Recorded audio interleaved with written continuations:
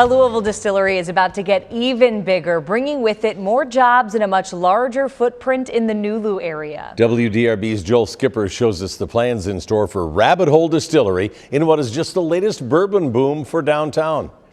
While growth here in NuLu is pretty common, rarely is it of this size. Rabbit Hole Distillery behind me at Shelby and Jefferson Streets is planning to expand to the size of an entire city block. It's going to be huge. We already have a great clientele that comes to all of our businesses that are here for Rabbit Hole specifically, and our other distilleries in the neighborhood. Katie Meinhardt is a small business owner and the president of the NuLu Business Association. One of her stores backs up to the Rabbit Hole Distillery property, one that's about to get much bigger. And they're going to make a block that maybe is a little bit of an eyesore right now. As you come into downtown on Jefferson, it's going to be quite the statement.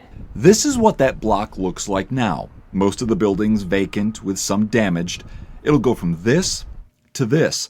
A multi-million-dollar expansion that will take up the entire south side of the block from South Clay to South Shelby Streets. Rabbit Hole is looking for a slight zoning change that will allow for the expansion, which will create more offices, education experiences, and jobs. You've got these new uses and people being able to transform these buildings into something that would never have been considered 100 years ago or 150 years ago when these buildings were built. I think it's great for NuLu. I think it's great for downtown. The new modern design would incorporate an older existing facade as part of the plan.